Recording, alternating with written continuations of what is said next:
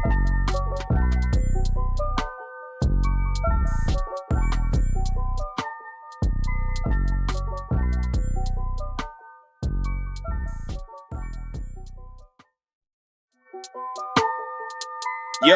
I put it like wow, this that sound.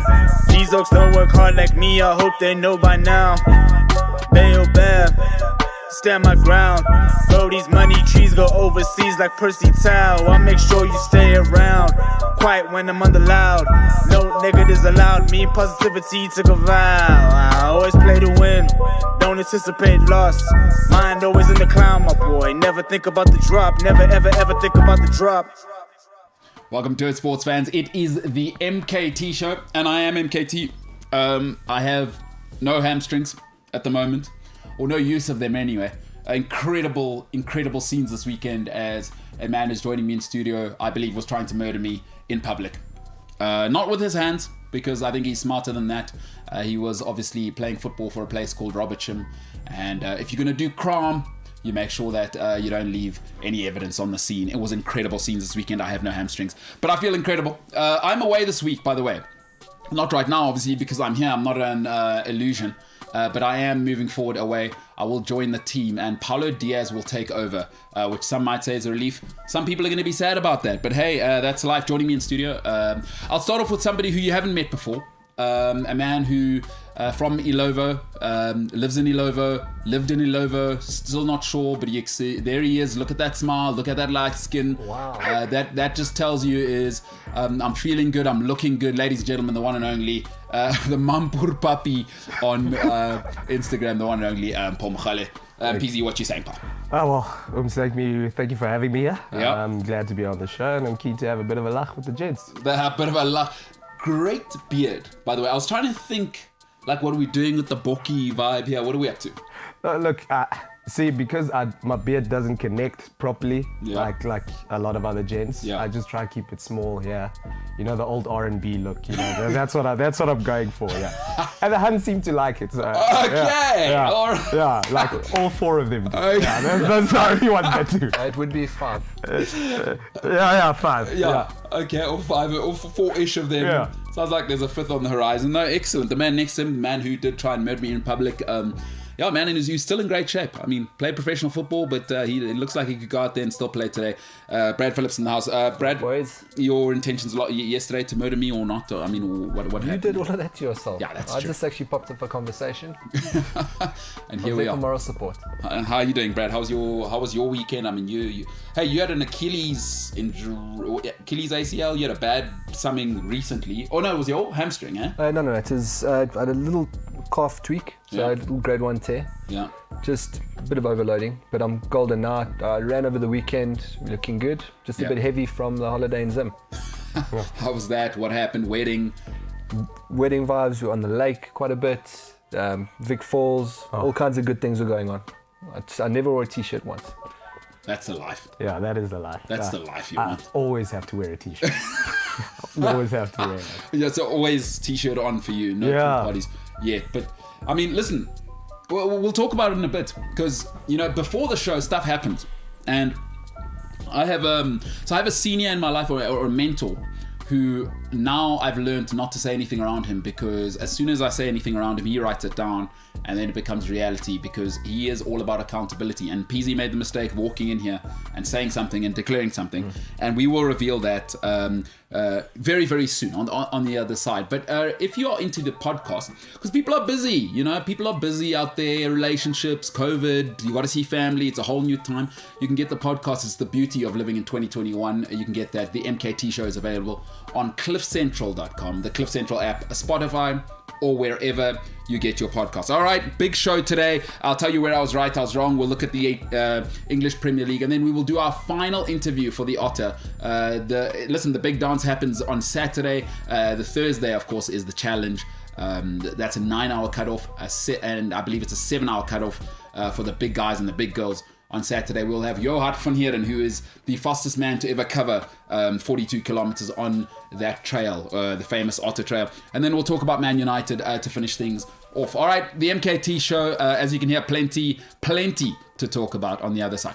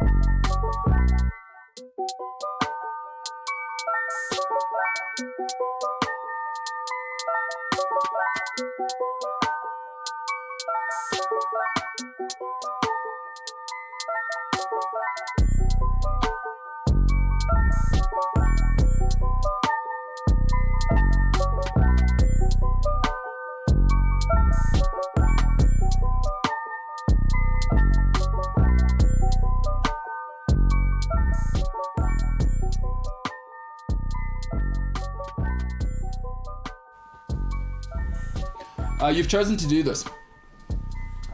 That's broadcasting. That's broadcasting. Peasy. People are choosing to watch this, so, you know. Yeah. You tell them that, you know what I'm saying? Yeah, no, life's about choices, bro. Bloody well said. And speaking of choices, all right, that's a great point to start off on. Yon Dandiki saying, let's go. It's Monday and it's MKT time. The best sports show, live and alive. Can't deny that. I mean, that's a fact. Another stone cold fact. You walked in here, Peasy, thinking, you know, you just have a laugh, have a good one. Yeah. You know, kind of say what you're feeling. Little did you know, because you didn't know Brad was joining us. You didn't know, and you kind of said, I was training a little bit. And I said, what are you training for? And then I don't know how we got into the running conversation, but here we find ourselves in Peasy with you saying you were training for a half marathon. I think you're going to have to commit to it. Wanted to train for a half marathon. Yeah. But now I've committed, clearly. No, we're in now. Yeah, we're in. We're in now. So, I mean, I do have a pen here. So, let's get him to sign in blood. 25th of January is I believe it's the Johnson's Marathon.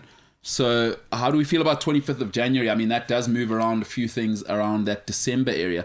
So 25 Jan, 21 Ks. Just after your birthday. Just after my birthday. Perfect, bro. Yeah. Hey, we got, so where are we now? October, November, December. 4 months basically. You taper Brad one in the last week. Easy game. It's You doable. won't even need to. Doable. For an athlete like you. 21, you won't even need to taper. For my athlete. But yeah, doable. So what you got to do now is get in the gym with Eric because because you got to build, right? Yeah. It's been a while since you've kind of undertaken that sort of... That Jomo Sana vibe in the middle of the indoor pitch. Yeah, guys. Keep it here. Yeah? Guys, trust me, I shut it down on the indoor pitch. Okay, let's talk about that. Before the show started, obviously Brad, pro baller, I imagine football connects all of us. And then you said, no, I play indoor soccer now. And now what's your role within sort of indoor soccer, you were saying? Yeah, so like I said, I like to play in the middle. Yeah. Playmaker, play around, defend a bit. Yes. Like, there's no need for me to score. No. I mean, like, I just like actually having the ball at my feet. And, like, you know, putting in that good through ball where it's like, yes, well done, bro. And Yeah, like, yeah. Thank you. And that's what I like. Is your approach like, I never lose the ball, so I'm not chasing it? I mean, I'm getting that vibe. No, I always chase back. I lose the ball a lot. I try fancy things because, you know, you want to have fun. No, you try the rainbow flicks, you know, all of The these things. Mbonzi, we spoke about that as well. Mbonzi was prep school, dog. Mbonzi was prep school. Jed likes to kick with his toes. Yeah, no, Mbonzi was prep school. Like, Yeah. I've matured as a footballer. A cultured footballer. Footballer, Yeah. if we can call it that. So now, yeah, like in the middle of the park, like I said, pseudo box to box here and there, even though the box is like 10 meters from the other box. Yeah, no. Box to box is a little bit strong for indoor football. Yeah. But I do like that you're taking 11-a-side rules. You bring it down. Sounds good. You say it in public. Perfect, yeah. But now I'm peasy. So what are we saying? 25th Jan? Because now 20. So are we committing to this? Hey. Yeah, let's do it. Okay, excellent. So here's what we do here. We commit to content. Now, there's a man called James Ilsley in the back who is undertaking a sort of trying to turn his life around. And James is about big action and making it happen. We'll start something we will announce with a podcast. By the way, you can expect the podcast for James to drop as to why he's doing this next week, Monday. That's the 11th. And then look out for content in and around that. And we'll talk to Brad in a little bit exactly about what we got, and we're sort of going to troubleshoot it on the show. But James, as Paul said earlier, he's going to commit to the 21K. I thought to myself, I do know another guy who's trying to change his entire life. Unless you're not trying to change your life, James, and you're just trying to do it for summer, I'm happy for you to comment on your own, just your fitness journey. What are we thinking there? Maybe change the rest of our lives to live healthy, or is it just a short-term thing? Definitely live healthy. For the rest of your life, or just December? No, not just for December. No. So we're thinking long term, at least, let's say 5 years, eh? Yeah, I'd say so. I definitely don't plan on, like you guys are apparently doing. I definitely don't plan on going for half marathons. All right, Jimbo, I was just thinking, because what you need is an accountability buddy. Here we go. And Paul is saying it's been a while for him. He just came off an Achilles injury.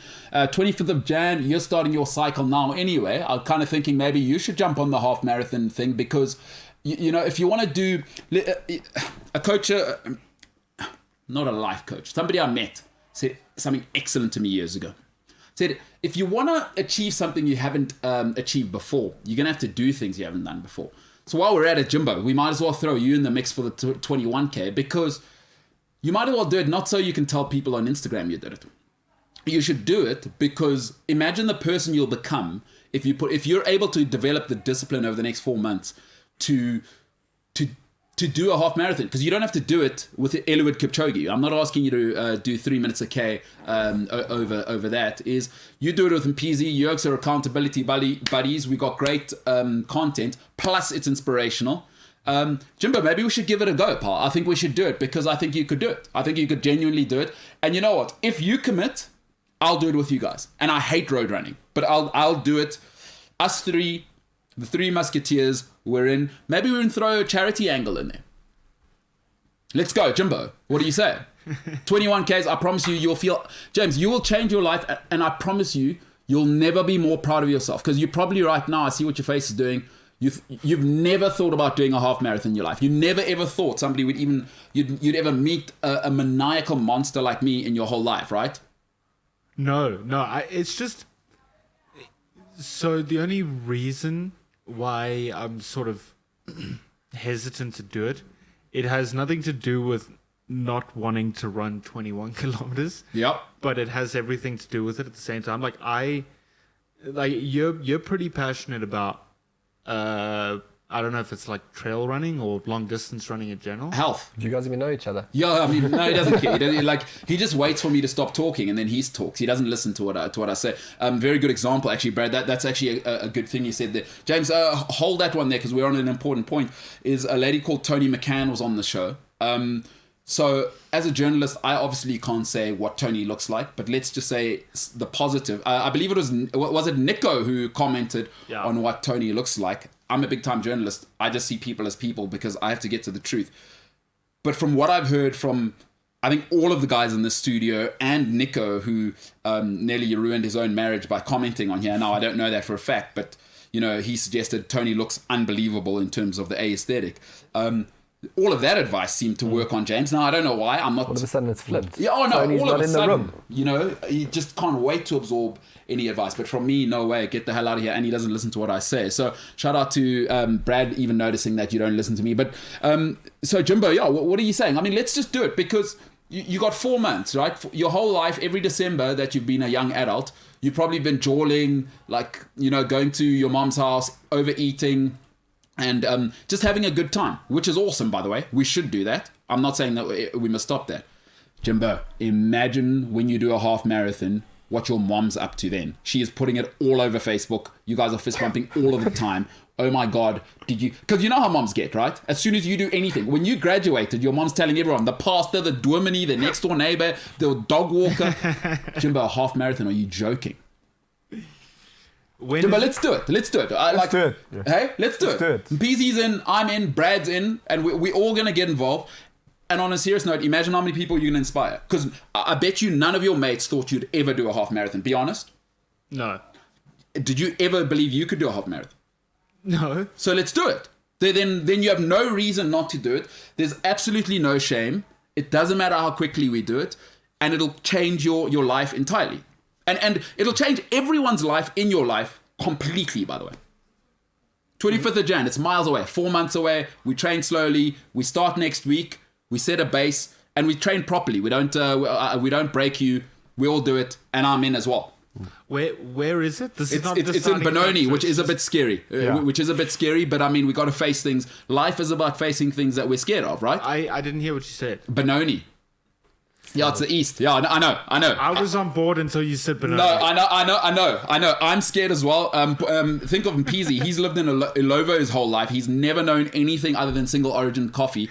And, Tasha's for him is McDonald's, basically. So, you think I got to take this oak to be known. So, Jimbo, honestly, we're doing a podcast. Let's inspire a few people. Let's go for it.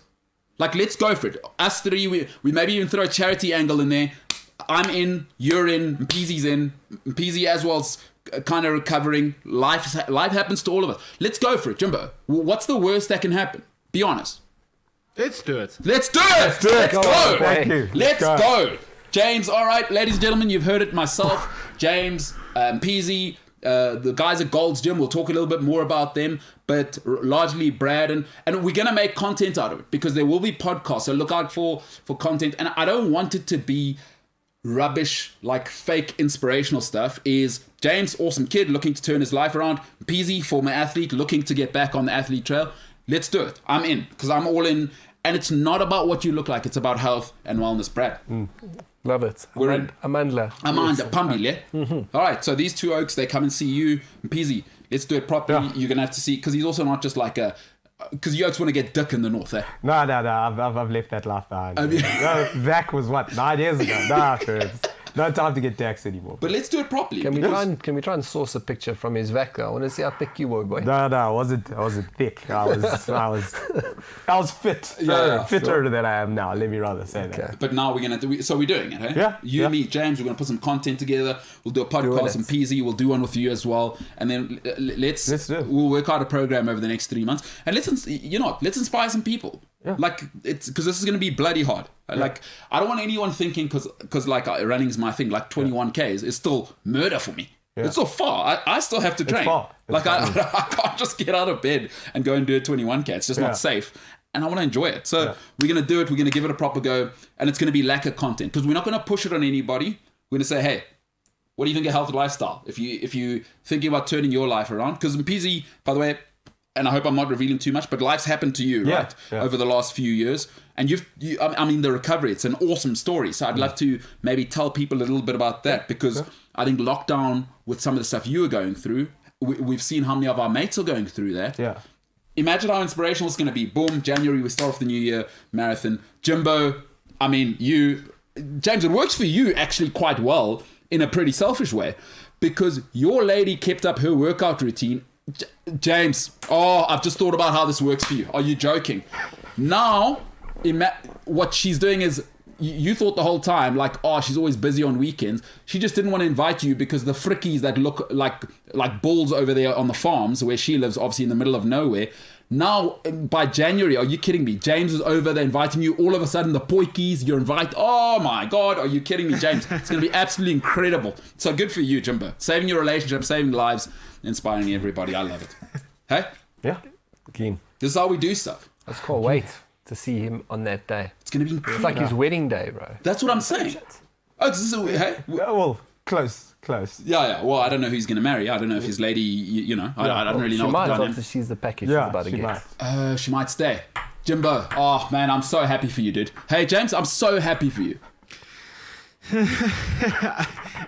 I'm just taking it all in. I'm genuinely. I've been telling a lot of people I'm quite excited for next week Monday. Really? For it to start? Yeah. This is awesome. Yeah. This is awesome. So, Peasy, just to give you some context, James changing his life. He's training. He's going. He does have consequences. Is he will be with Brad for at least 12 sessions. So that's 3 sessions a week for a month. I'm paying for that. Okay. If he misses one, though, he has to pay me for the whole thing. Ooh. Yeah. I don't want to hear excuses, traffic, no nonsense. We're going to turn it around.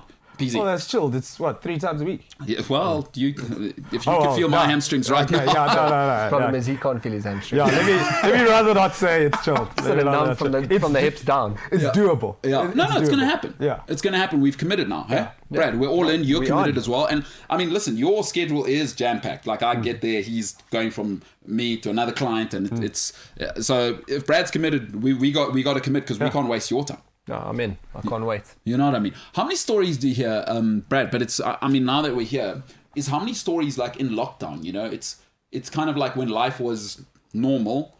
Guys can kind of plaster it over. You know, it's like lockdown has revealed a lot of people to themselves, and some people have liked what they've seen, and I dare I say I've seen more people than not like what they're seeing inside. Are you hearing more and more stories of people wanting to kind of seek a bit of a self-redemption through exercise? Yes. Well, a client of mine came in just before I went away to Zim. Major knee issues, also picked up 15 kgs over lockdown. Male, right? In his 50s. So problem is he had lost all muscle mass. Previously had a knee issue. It wasn't really a big thing until lockdown. Started seeing me 2 weeks before I went away. His pain was quite intensive. Started decreasing his pain quotient.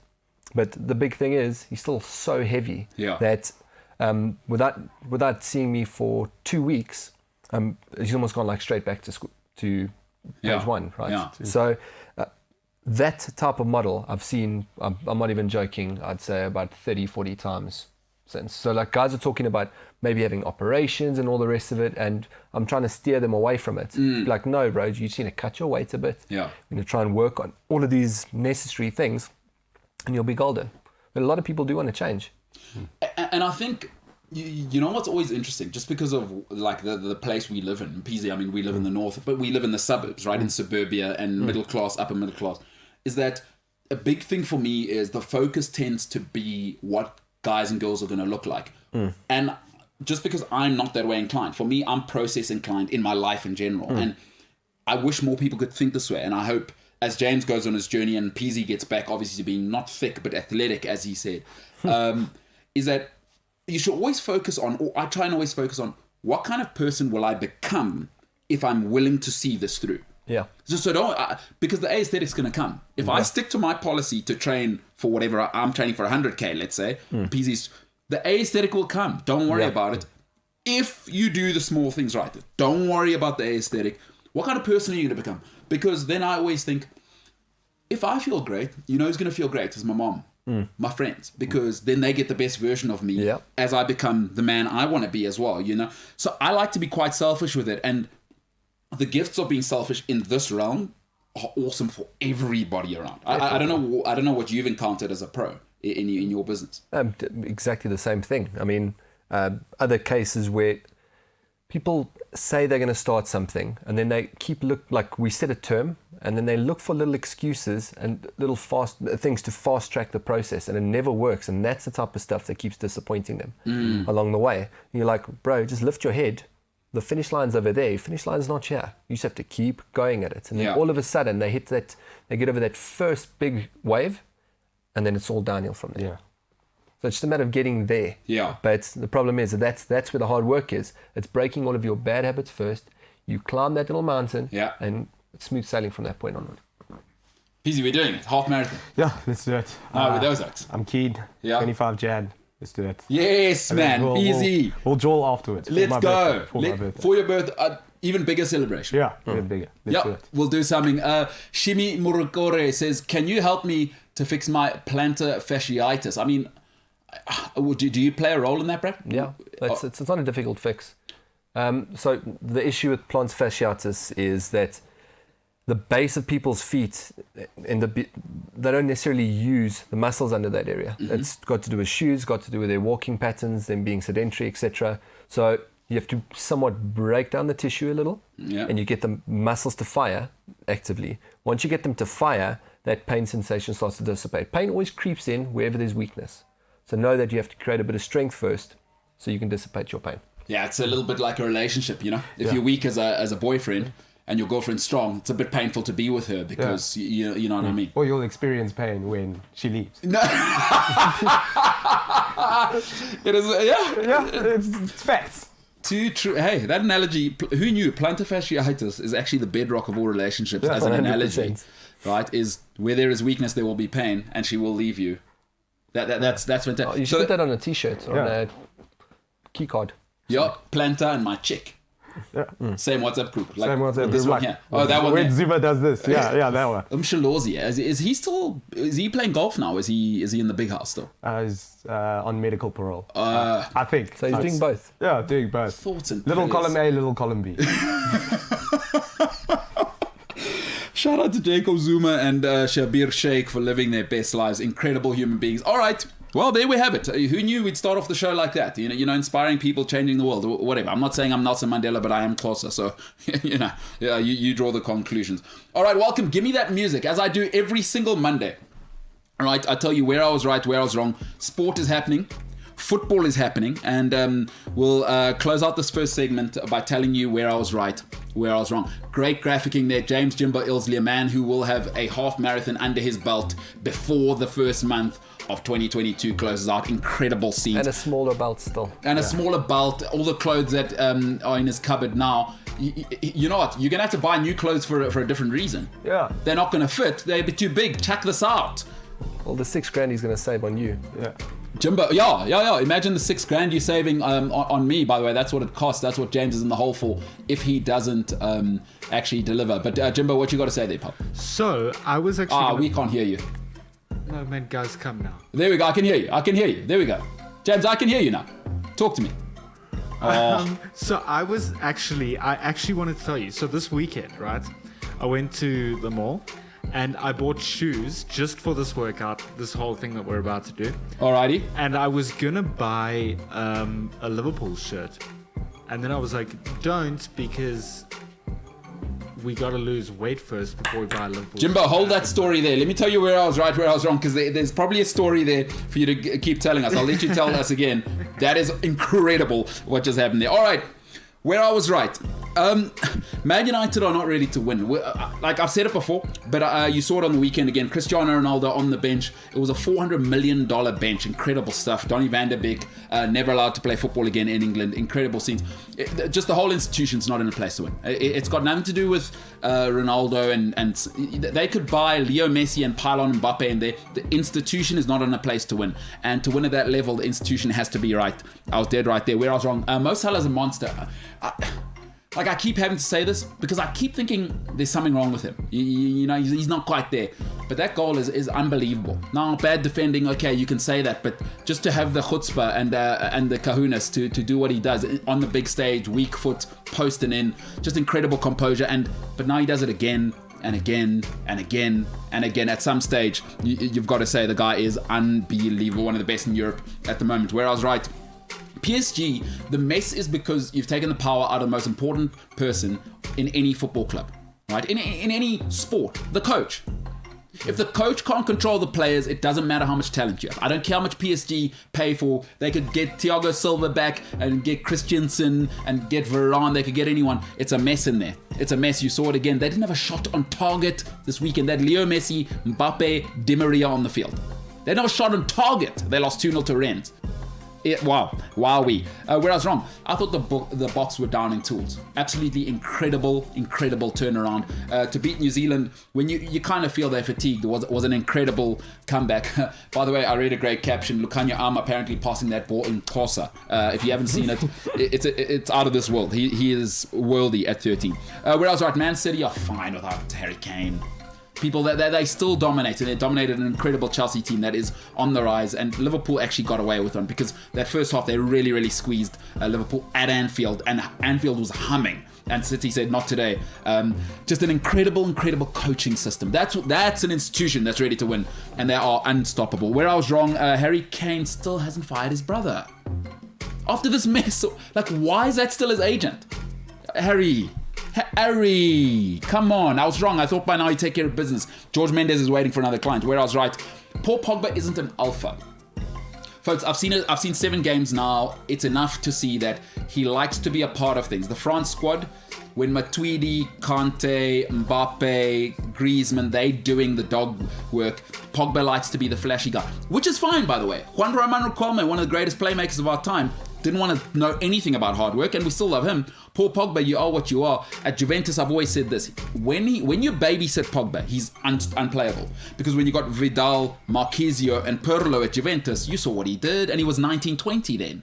But you have to babysit him. So what it tells me is Pogba can't lead. He has to be a backup singer. And it's hard because the personality, the hair, everything looks like an alpha. Until you have to be an alpha. Bruno's an alpha. Ronaldo's an alpha. And now, Pogba should already be smoking it now, because now there's no pressure. Ronaldo's taking all the pressure. Bruno is now the guy. Pogba, you now got one-on-one exposure. Nobody's doubling you, and it's still looking poor. It's not good enough. Paul Pogba is not good enough. It's not a talent thing. It's up here. Where I was wrong, Leicester are unable to challenge the top 4 because the squad's not big enough. That's the problem. Is now people are saying Brendan Rodgers does this 2 seasons and then he falls off a cliff. And Peasy, we'll talk about it now, is a Liverpool fan. He's seen it before live in living colour when a cannibal tried to take his club to the title. Shout out to Luis Suarez. Talking about him, where I was right, Atletico Madrid have a 3-year window. Folks, last night, again, Real Madrid lose. Barcelona, well, I mean, they are now officially the Kaiser Chiefs of Spanish football. Absolutely pathetic, right? Absolutely pathetic. Atletico have a 3-year window. New stadium, the coach just signed a new deal, and they're ready. They can go. But are they ready to really seize it? Because I think both big clubs are in big trouble. The next 3 years, Atletico Madrid, they have a chance. Where I was wrong, Thomas Frank is still playing wide open football, and Brentford look legit now. Like, okay, I thought it was just Arsenal because Arsenal are Arsenal. But did you see that on the weekend? And Mbuema actually should get a hat-trick. Right? And West Ham is a nightmare for everybody in this league. Ask Man United. Brentford blew them away. It was an incredible performance. And I was wrong. They're not getting relegated. PZ. Brendan Rodgers. Yeah. Go ahead. Bro, one of the saddest moments of my life. Go ahead. Bro, you know when you just get hope and hope keeps building and you think that you're going to get there? Yeah. And then it just kind of falls away. And I found myself at night standing, my butt laughing behind me, watching, what was his name? Dwight Gale. Do that celebration of his while I'm hailing. And he's just... Now this was, are we talking the Steven Gerrard slip here? What are we the Steven Gerrard slip here. Yeah, that's why I can never look at Brendan Rodgers the same. Great coach for Leicester. Yeah. But he did me dirty, bro. Oh, it's over. So for you, even if you want a treble, it's... No, I'm with you. I'm with you. That kind of hurt. Takes a while. Yeah, look, because you must remember, I was born in 94. Yeah. So I'd never seen Liverpool lift a league title. The whole time I've supported them. Yeah. Besides previous season, the 2 seasons ago. Yeah. And we were there. Yeah. We were so close. Yeah. And I mean, that year we beat City at Anfield. That's when I thought, oh no, it's done. And then the Gerrard slip. And then from there, we just went downhill. It's basically like getting Scarlett Johansson's number, but writing it down and losing it. That's actually happened to me before. Not Scarlett Johansson, Oh. but yeah. Dream lady, I was in Belgium with my boot. We were hammered. Sure. We were hammered. We're like, let's get Grays, go home, get changed, and go out. So we go to the lady at the till, and she house jewels. Yeah. She's like, there's this one, this one, this one, and she circles one on the receipt. She's like, that's where me and my friends are going. You guys should come tonight. Yes. So we were like, let's do it. Yeah. Me and my butter in the bus, and he's like, bro, where's the receipt? I just want to check what the place is called. And I was like, bro, I don't have it. Oh no. He didn't talk to me the rest of the bus. No, that's completely understandable. he didn't You're talk in to me. Belgium, foreign country, Black Oaks. It's like land to the slaughter in Belgium. You know what I mean? Yeah, Ots, my brother. Yeah. He was hacked. And that's understandable. But I mean, he's happy now. Let's be very clear. He's engaged. Congratulations to him. Yeah, congrats, you are not though, and you don't know if that was the lady. I don't know. How do you sleep at night? How do you look at yourself He at sleeps night? alone. Yeah. Well, obviously, I sleep alone. Yes, true. All right, listen, BZ, you sleep alone. We're going to have to end it there. I mean, we got a producer, James, going nuts here saying we got to go to an ad break. We'll come back and talk about, listen, when in Bruges or wherever you were, absolute disaster. Disaster. All right, that's where I was right. That's where I was wrong. On the other side, plenty to talk about the MKT Show.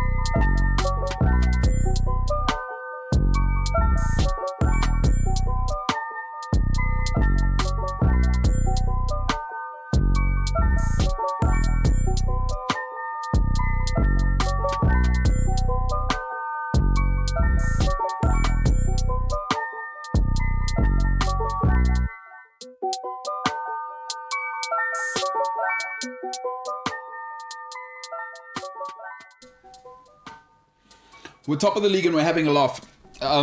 It's a real thing. Chelsea have been terrible this season and are top of the league, and I don't want to hear anything about it. This is what happens. You mess with the big boys and you will get spanked. Yeah, I'm saying, peasy. A lot of talk from Liverpool fans, Man City fans. Chelsea have been awful this season and we're top of the league. Oh, well, I mean, Southampton were kind of playing well until that Ward-Prowse red card, and then Jokes took advantage of it, which I still don't think is a red card. What must I do now? Must Chelsea ref the game as well? All I know is we're top of the league. No, but just understand that it's by pure luck that you guys are top of the league. Didn't Liverpool draw to Brentford? Oh, we drew to Brentford. It was a great game. We were wearing our McDonald's kit. It was... What is going on with that kit? I don't know. We must wear our alternate kit as our away kit. I can't look at that thing. James, what is the actual plan with that yellow kit? Because it's like Mpeezy said, it's the McDonald's kit, right? You look like a bunch of Ronald McDonald's, and Sadio Mane with that gold streak in his head even looks more... It's not helping. It just isn't. It isn't helping. James, what are we doing there, pal?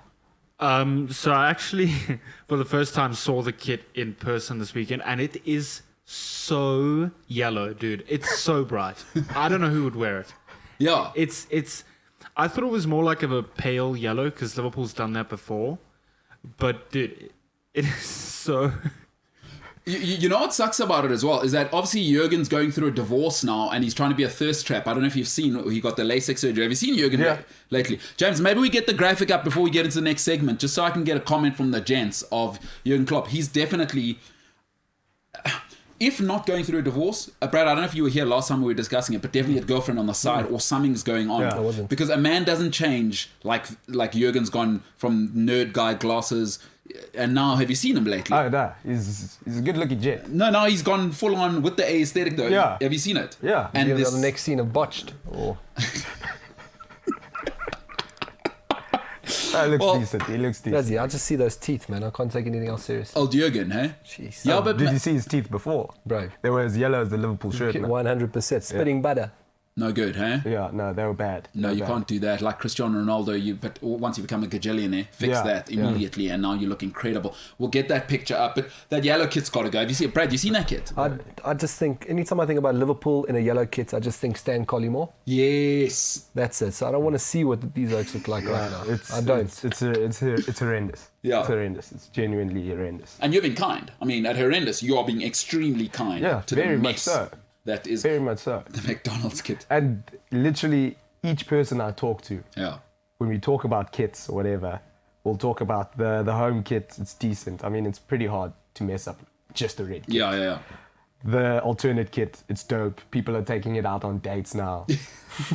And then as soon as people just start talking about that away kit, I just switch off. No, you have Because to. I hear McDonald's and this and that. Rotten Ron. Yeah. Oh, McDonald's. there we go. Rotten Ron. I really, really like that. And Liverpool are so rich. They're one of the biggest sporting organizations in history. I mean, we can't do that now. No, Nike played us dirty.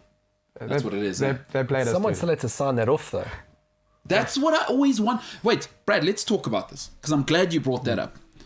Have you ever seen how much kit clashing is in the world? All right, let's come back to what I've got to say about kit clashing. PZ, look at that graphic and tell me that guy isn't trying to get a model or something to look at him. How cold is that, bro? No, that goes to Saint. You know what He goes to Saint in Rocket. That's where he goes. Hey? That Man gent looks goes to Saint. hungry. Guys, Yeah. I'm telling you, this guy, in the next month, you're going to hear Jurgen's getting divorced. Yeah. This is not by mistake. Not like that. Not like that. Yeah. James, come on, dog. I actually, he looks like someone I went to school with. Really? Yeah. Like, when did you matriculate? The How guy's, old are you? The guy's, Yeah. the guy looks 50. That was part of the joke because he said he looks like he went to Saints.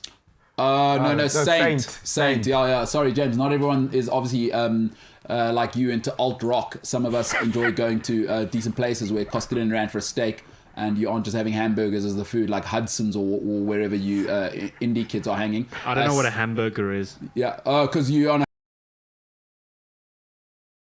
You're a.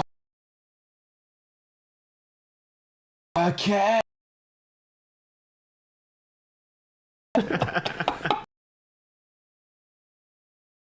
It all ties in. Deconstruct. I'm training hard. I'm 20 way. It isn't called vomit. Yeah, Jimbo. I mean that. Ilsley there. Listening. We obviously. It's literally one letter. About one letter changes everything.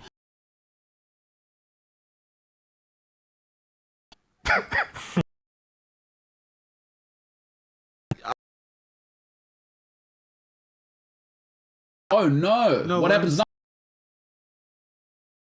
I could have confused you. I could have gone a lot worse. Than What does it one say? letter. And It's the like when same people word. bread, and I'm like, yeah, Cinqua. That's what you're gonna call me from this day forth. Oh really? I literally say my name's Cinqua. Otherwise, I get Greg, Brett, and Craig. So when people start calling me Cinqua, it's cool. How do we get to Craig from Brad? Bro, I don't know. Craig. Yeah, speak to the car guards, bro. I don't know. Sure, Craig. Wait, what? And I hit one of those. Hey, PZ. I've been Paul for years, bro. Paul. Yeah. People just call me Paul. I got over it after a while. But is that just the white who like Paul is not in their ecosystem? Yeah. So hey, how's it, bro? Because the Paul. PH is an F for a lot of the guys. Paul. Yeah, so they just call me Paul when I say Paul. Which is ridiculous. So what? Paul? Like, as in how you Paul? No, Paul. Paul. Just because they hear Paul. Obviously the oak is. Yeah. He seems like a lacquer. He went to St. David's. Must be Paul. Yeah, Paul, bro. There's Yeah, no it has to way. be Paul, There's brother. no way his name has been Paul. Brother, it has to be Paul. Nickname can't be Mampur. It can't be Mampur. Yeah, man. No, I dig that. Plus, he sounds like us. Yeah, he's one of the good ones, really. He's so well spoken. That's my best. That oak's going places. Yeah, he's so well spoken. What? You speak really well. Yeah. No, I still get that now in 2021. Yeah. Legit. No, still getting you speak really well. Well, no one's ever said that to me. Because I obviously don't. I actually had it at work on a work call, and I started laughing, and I told the partner, I was like, "You don't say that to black guys." She's like, "Why?" I was like, "It's just a thing. Don't ask. It's just a thing." So James, we can still hear you in the back there. You ever said to anybody, you speak really well, one of your mates with a little bit more melanin in their skin? Hey James, you ever thought to yourself, yeah, see, how's that Paul, might be Paul Oak, he speaks really well. You ever thought that? Wait, sorry, you're gonna have to ask that question again. I got He really confused. doesn't listen to you. He doesn't, eh? This is a bad relationship. This is toxic, bro. You know what I mean? This actually sounds like every relationship. Yeah. Okay, so at least I know I'm in a relationship. It's just great to have human connection. Jimbo, thanks for not listening. It's excellent. You've opened up a whole new world. I'm busy doing like other things. No. You're consistent. James, you know what? Brad's dead right. At least you're consistent. And that's all I'm looking for in a relationship. I'm not looking to be happy. I'm looking for consistency. And James consistently doesn't listen to me. Yeah, so you know what you're getting. You know what you're getting when you come in here. That being said, I consistently produce a great show. No, well, that's a different conversation. I mean, that's probably for analysis. But I mean, there's data for that. So I'll get back to you about that. What I know is you don't listen to me because already in half an hour, two things where he's not listening completely. He doesn't validate your feeling. If you're not Tony McCann, I don't want to hear it. Basically, is what James is saying, which is. And relationships are based on communication. Yeah? And the thing is, too right. Communication is about the receiver as much as it's about the sender. And it's what James doesn't get is that part of me sending him the message is him receiving the message, and he doesn't care. But what James does is he's just waiting for me to stop talking. He's not listening. Do you have any of those people in your life? He hears, but he doesn't listen. Gail, that's got to be Gail with Oprah or something. I saw one of them. That's incredible stuff, hey? But do you have any of those people in your life? Like, people who are so in love with their own voice that all they're waiting for isn't like to listen and worry about. As soon as you stop talking, all right, let me tell you about me. And that's what it feels like. Did you have any of those people? Yeah, my partner in one of my businesses is exactly one of those dudes. You'll tell him something, he'll completely disregard it, and he'll come back literally 2-3 weeks later telling you what you just told him. And like he'll say it's his idea. Yeah. Like, no, you're a complete idiot. Yeah. Like I almost have to voice record myself to send it.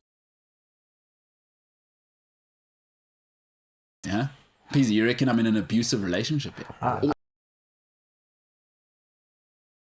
Abusive? I'm not. Emotional abuse is a real form of It's a real abuse. thing, yeah, as well. But toxic, yes.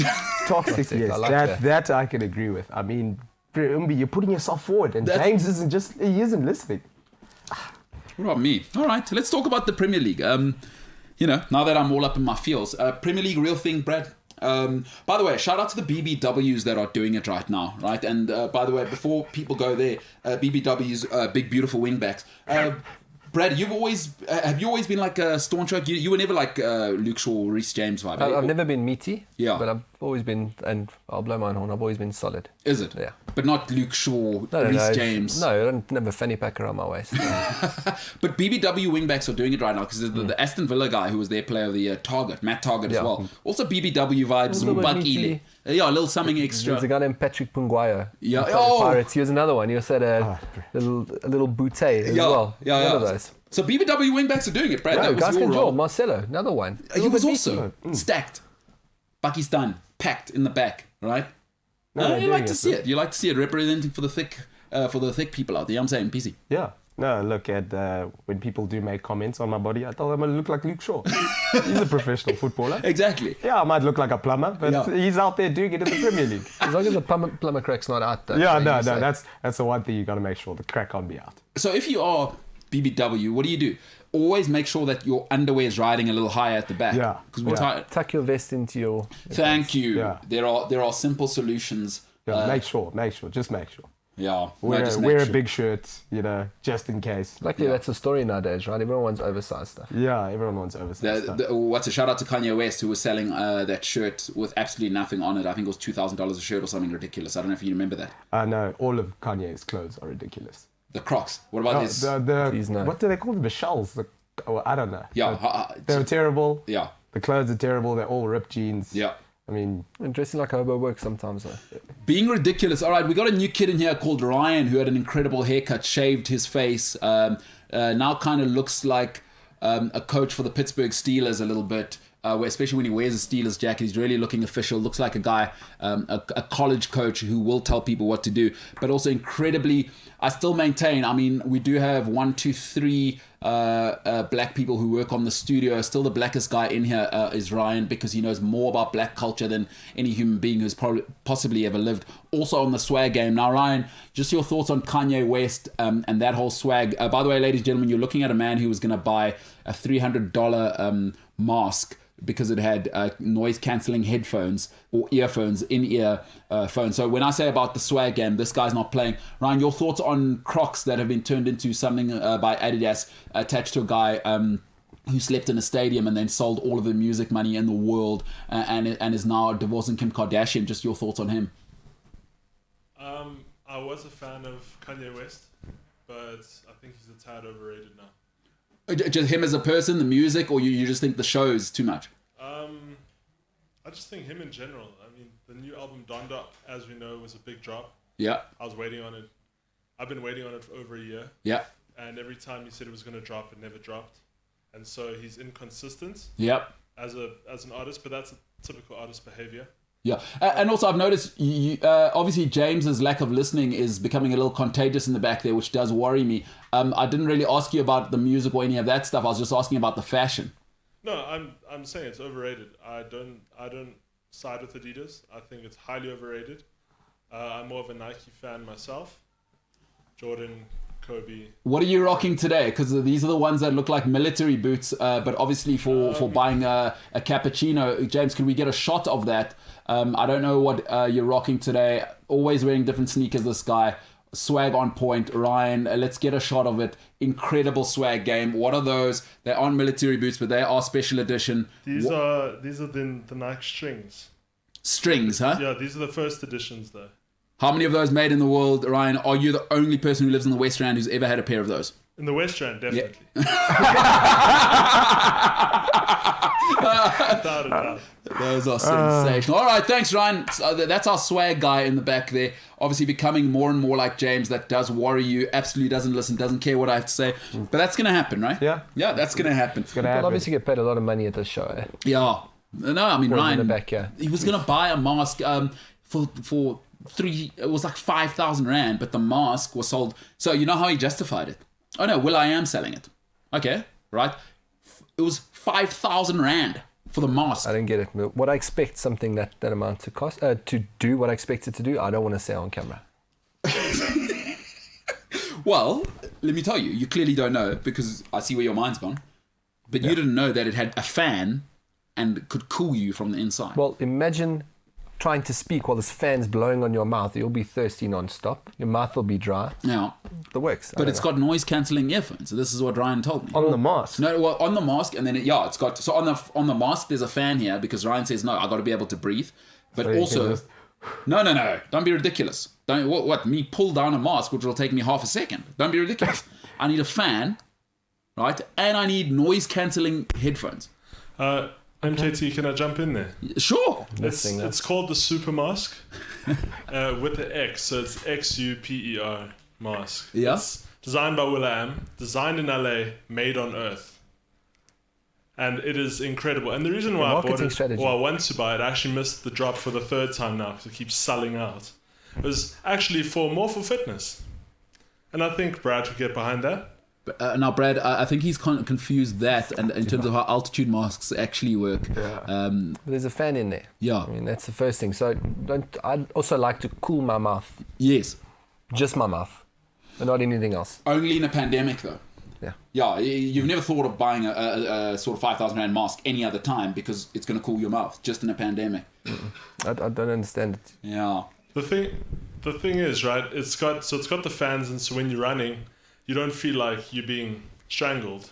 Because, you know, these masks now, they cut off your oxygen. It's part of why America is freaking out, because they're saying it's stopping growth and all that. I don't know how right they are. But firstly, you got the constant flow of oxygen. You got your will.i.am approved headphones, or earphones, should I say. Yeah. Noise cancelling. Yeah. But there is an option on there, like on the AirPods, where you can put them on to hear the traffic. Yeah. So when you're running, you can hear the traffic. So there's no downside to this mask. I think it actually sells itself. I don't even have to tell you. I just picture Fergie. Yeah. Shut up. Yeah. Shut up. That's it, eh? Yeah, that's all I see. It sounds like a terrible investment. No, but like. No, but will.i.am did it, and he hasn't done anything for 15 years. Yeah. And will.i.am approved the headphones. Yeah. He is authority. No, but he's authority on headphones. You guys think you're being ridiculous. This is how Ryan sold it to me. Like exactly how you guys think you're joking around with Fergie and No, Ryan said no. It costs an absolute fortune, the GDP of a small country. But what about the fans and the mask? I'm like, but what are you talking about? Yeah. No. will.i.am approved it. What are you talking? But now he's added a new layer with the running thing. He never said that last time. So, I mean, he's really trying to scratch. We need to see this, right? Yeah. We need to see this, boy. And it's made on Earth. I will get James to get a picture up. And it's made on Earth. That's important. It's with an X. It's a super mask with an X. With an X. It's incredible. Yeah. So he's already sold it to himself. Why is he... So, anyway, that's what I'm living with. All right, let's move on. We are actually a sports show. But now you know what I'm working with. Yeah. Now you know what I'm working with. Everton, Man United. Brad, I'll start with you. I don't know if you got to catch the game or you're just training everybody in the northern suburbs of Johannesburg and you never have time to actually enjoy football anymore. But Everton, Man United was... Like, what is going on there? I can't comment. They keep playing all the people that they couldn't play in the Glad Africa Championship. And I mentioned that to you yesterday. Yeah. But you got guys right down the spine of any team. Now, if anyone knows anything about football, your spine is your most important area of the pitch. Yeah. And the entire spine completely filled with complete Muppets. Yeah. So, I mean, but there's nothing more to say other than I don't know what Ollie's doing down with that spine, but he keeps playing these Muppets that they wouldn't be able to play here, let alone play there. And they're in the most expensive league in the world. Why is he playing six at the back? Because why are Fred and McTominay both playing? You Manchester United. Why do you have to play six at the back against Aston Villa and Everton? Everton, by the way, was without three crucial players. So that's a weakened Everton team. Why are you playing two defensive I don't know if they're using the FIFA scoring model where like guys are rated 0 to 100 and you put two 40s next to each other and it makes 80. I don't know if that's the story. The chemistry, team chemistry. That's it. I see what you're saying. Matt and Jeff there. I don't know. It's not good. No, they're useless. It's not good. It's not good because I remember Michael Carrick. I do remember what it looked like at a stage where if you give Manchester United a ball, you're not getting it back. It's going to be murder. You're picking up out of your net or your keeper's made the save of the year because Michael Carrick's not giving it back to you. And by the way, if you think you're going to go past Michael Carrick because he's slow, you're getting so hacked. Yeah. I don't get McTominay and Fred. You don't hack people. You're not aggressive. No, Fred just falls over. What's going on? Bro, for me, it's the coach. I've been telling guys the season when they came second. Yeah. I said that your squad was good enough to win. Yeah. It was good enough to win the league. And I think time and time again, Ole has shown no game management. It's like doesn't inspire players. I mean, how many times did United go down first and then have to come back? And that's all the players just actually saying, Oaks, we're Man United. Why are we losing? Nothing from the coach. He stands there the whole game while Oaks are down. Why is it that he's resting players before an international week? They haven't played that much either. Yeah. I mean, they had an international week 3 weeks ago. No, it makes no sense. That's what I say. He doesn't know what he's doing. And also, I don't care that it's Cristiano Ronaldo. Like, Ronaldo is at Man United. Ollie, have the balls to say you're playing. I don't want to hear about your rotation. This isn't Portugal. Like, do you know what I mean? Do you think Ronaldo's resting under Conte? Antonio Conte is not interested in the fact that you're Cristiano Ronaldo. But Conte will tell you, I ran the Juventus dressing room at the peak of Juventus. Don't tell me you're Cristiano Ronaldo. But it's the age debacle, right? People keep talking about his age. Well, if he's still pulling out all kinds of goals, setting up goals, scoring, still running around like a madman. Yeah. I mean, age doesn't matter. Yeah, for Ronaldo, age has never mattered for the longest time. And people still use it as an excuse for them. I don't get it. It made no put Sancho on the field. Put Sancho on the field. You paid Ollie. You paid 75 mil for that, Oak. I don't want to hear any excuses about he's not ready. Oaks, you cannot be paying 75 mil. Timo Werner in. You're playing rubbish. We don't care. We paid 40 million for you. Play. Look, Ole, like I say, he does not know what he's doing. Is it too big for him? It's too big for him. So I didn't think so before because the players liked him. I don't know if they still do, but his decisions of late, I'm starting to turn a little as well now towards those that don't know much about football. Liverpool supporters. Look, okay, that was harsh. That's a dig. I'm lying. But look, for me, the nail in the coffin, and when Ole should have got sacked, was that Europa League final when they lost to a holiday resort against Villarreal. Villarreal. Yeah, Villarreal came 7th. That's a holiday island in Spain. Yeah. They've literally been playing terribly the whole season. I mean, Arsenal easily could have beat them, and that was last season's 100%. Arsenal. Yeah, but Arsenal were they had Arteta. So they're Arsenal. They're Arsenal, so that's why Arsenal didn't win that game. And then I just looked at the score, I was like, how is United still drawing? I didn't even watch the penalties because it was ridiculous. Yeah. I was like, they've botched it, they've bottled this. It's ridiculous. Villarreal in the village, they don't have enough people to fill their stadiums like the Green Bay Packers. That's how ridiculous it is to lose to those guys. Do you know that? Jesus. Yeah. No, Villarreal, the place doesn't have enough actual registered residents to fill Villarreal Stadium. That's amazing. That's who Man United lost to in a final. Yeah, and then they beat them in the group stages. And that's like okay. Power Lines. I think Power Lines beating Orlando Pirates. Was it Orlando Pirates? Was it? I'm trying to think. Did Power Lines beat Pirates? This is like 10 years ago. A very, very small team pipped one of the big boys. Was Power Lines not the team that lost 25-0 to Sundowns? Yeah, they lost. I remember that. Yeah, but that kind of team. Yeah. What the hell? Man, oh man. Brad, what are we thinking this week, eh? Before we let you go, well, what are you up to? Training? What we got going? I'm finally back in the mix now. So it's personally, I'm trying to get back into a rhythm again. So I'm going to start for the first time ever. I'm actually going to document my little journey for the next 2 months. Excellent. Whoa. Right, what are we up to, Brad? What are we training for? What are we up to? So people know, because I like to inspire people. What are we looking at? Okay, so my focus at the moment is to try and get.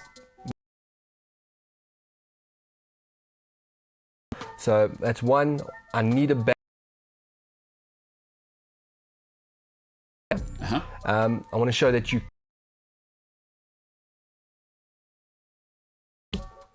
And at the same time, you get to look good and feel good while you do that. So marathon. By the end of the year. Of 2021. Yeah. Have you ever done a half? Yeah. So James, you're hearing that, eh? This guy's never done a marathon. Smashing it by the end of 2021. You got an extra month. James, imagine how good you're going to look next year, dude. Dude, you are going to look incredible. Are you going to work with the shirt off at Woolworths?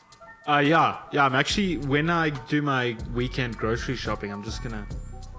And then, you know what I think you might become, James? That embarrassing boyfriend, you know, like that the gees ook to your lady, and now your lady's got to have a word with you after 3 beers. No, I cannot stand those guys. Tuck them in their jeans. James, who was it that said a Bible pebble? Was that Ryan? Ryan. He said the pebbles of the Bible. The pebbles of the Bible. Shout out to Ryan, not being too sure, but he's from the West Rand, but it's a great swag game, Ryan. Incredible sound guy. But, the pebbles of the Bible, one of them is be careful the road you take, because on that very road you might meet the people you look to avoid. You know what I mean, Jimbo? Because maybe what you're saying is that you hated those guys, but actually now what happens when you are those guys? Because sometimes you hate people because you want to be those people. Like it's like, let me tell you something, Jimbo. You ever been around a bunch of ladies, and there's one clearly a lady who's clearly better looking than everyone? You know what those ladies do? They hate her, not because she's done anything, because they want to be her. And maybe you hated them, And oh my gosh, by February, you're that boyfriend. Oh my God. Your lady now's got to move to England, like go do a visa thing, probably go for a yoga course to get over you in Thailand. It's going to be a mess. And that's going to be because of you. What a great part of the fitness journey. You see, you've lost me because I don't have that kind of judgment amongst a group of ladies because they're all beautiful in their own way. Oh my God. All right. Okay, Brad, cool. it's been incredible. Cool. Let's just play Celine Dion in the background. No, I mean, with that said, I mean... Brad, that's what I'm working. Yeah. I'd say nothing. This is a guy who doesn't know. Brad, you're awesome, man. Yeah. You're awesome. I'll be away, but I'll be back next week. We're back on it, and I'll start sharing a little bit of my journey as well as I'm about a month. Cool. So Big we'll man start sharing. And, you'll see Gold's Gym. He's wearing that shirt. So look out for content between the MKT Show and Gold's Gym. Maybe we'll let's make that a tease. Yeah. And then next Monday we'll drop something, Keen. and we'll be in touch with the guys, with yourself, Dev. Go and join the guys. If the guys, there was somebody earlier who said, "Can you help me with my plantar fasciitis?" Definitely. Where does he get a hold of you? He or she? Was that on Twitter? What is it on? Yeah, I'm not too sure. Was it? I think it was a YouTube comment, but YouTube comment. Yeah. Okay, I'll just drop a little link there. all right. You guys hit me up. Okay. No, we'll set you. So give us. So what? We'll drop your email in there. Yeah. All right. Gold. Excellent. So we'll leave Brad's email in the comment section below, and if you're looking to healthy lifestyle, don't worry about I want to get small, I want a healthy lifestyle. It's about feeling good about yourself, and then it's also upskilling yourself so you know what you're doing. Yeah, That's all. that's it. It's because it's for the rest of your life, right? Exactly. Man, I love it. And PZ, we got another hour to do without Brad, But after this, we're going to be talking to a guy who has looked after himself. The number one trail runner in this country, this guy, Johan van Heerden. Wild. You're about to go through absolutely incredible. One of the partners, something called Skyrun as well. Yeah. There's so much happening at every level. I'm looking forward to it. Brad, you're amazing, my brother. Thanks, guys. Yeah, it's been good. Awesome. PZ, you look anyway. Great sweater, by the way. Thank you. Great sweater, by the way. Says I'm serious, but I'm also here to party a little bit. I kind of like that. All right, on the other side, ladies and gentlemen, somebody who I believe is coming back after a sort of traumatic 20s, early on, a wunderkind, a sort of prodigious talent who was sort of curbed by injury, but boy, is he back over the last few years. On the other side, we continue the march to Otter. We're trying to break the record this year, and this man is going for it. Or maybe not. I mean, he'll tell us on the other side, but he's a 5-star athlete, 5-star guy. On the other side, Johan van Heerden.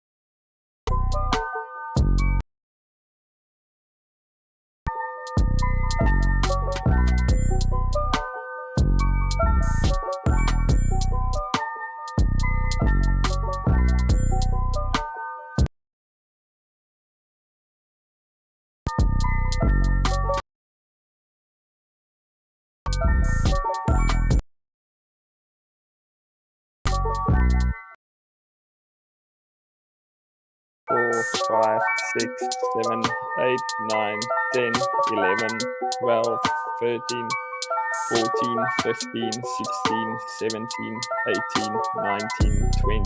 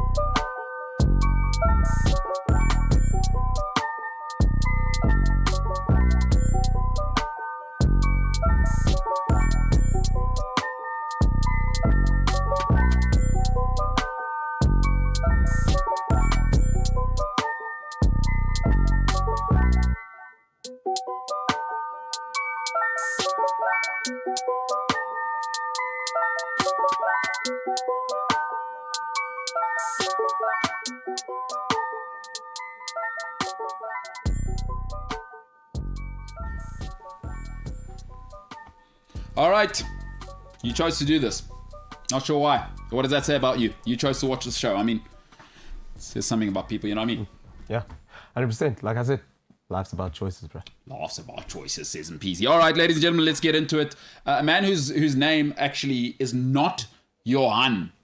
Because I've just had in studio, someone's just said, oh, is it Johan?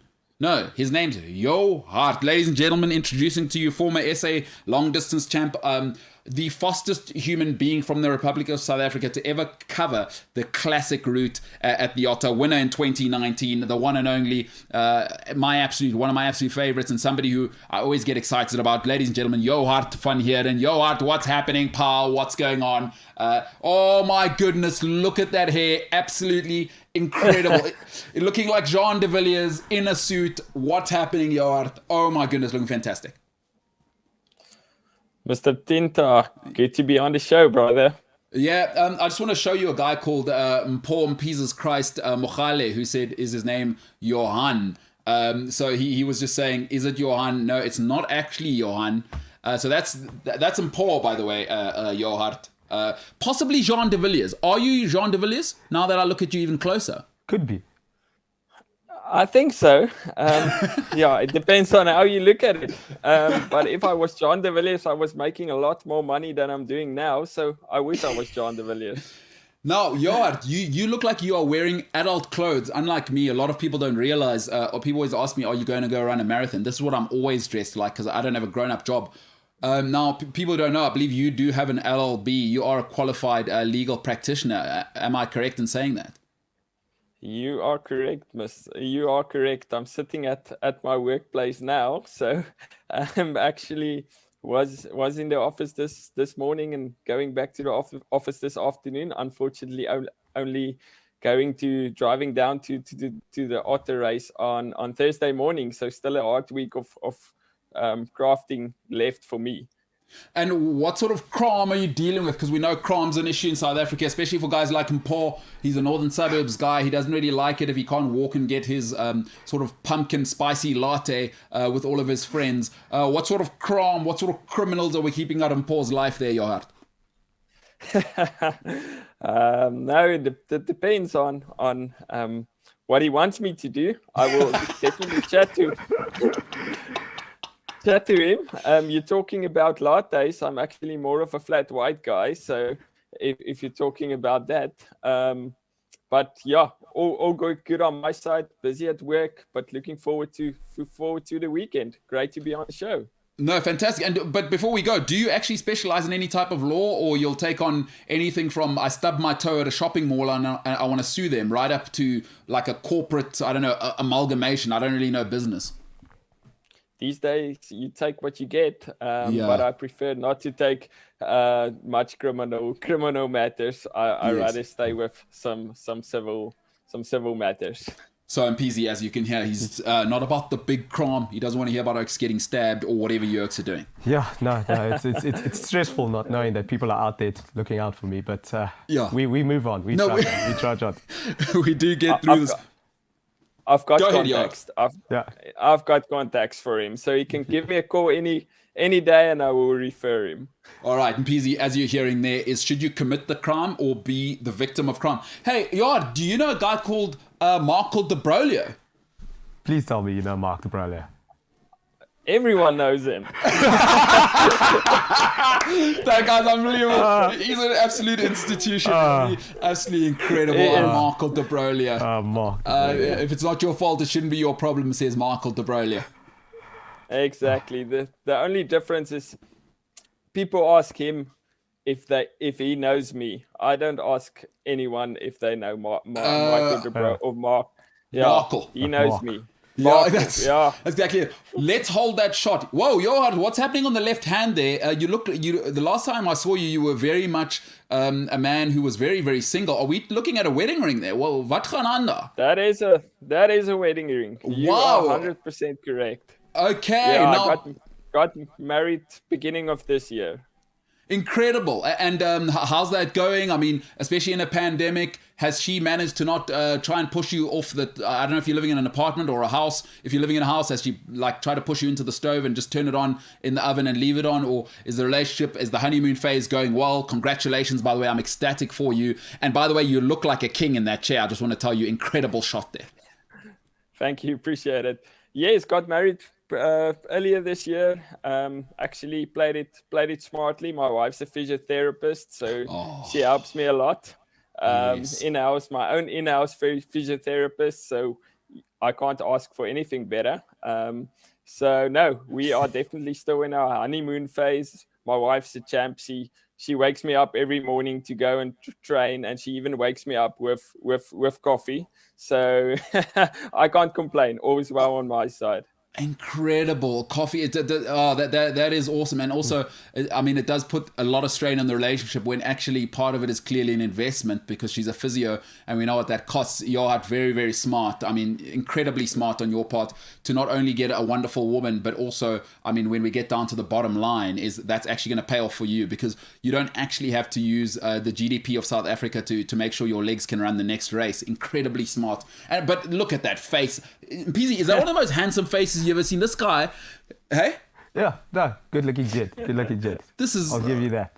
Not only that, but he is an animal on the trail. Now, Yard, I want to take people back because, you know, our game, and I say I'm trail runner adjacent, okay? You guys are obviously the guys that do it for real, is early on you came out and everybody thought, my gosh, I believe it was at Molweni. I remember being there for that, kind of all of the favorites were there. And how old were you? I think you were 21, or I don't know, you were in your 20s though. You were a lamaki, as they might say, when you won the long distance SA Trail Champs. That was 2015, I believe. How old were you then?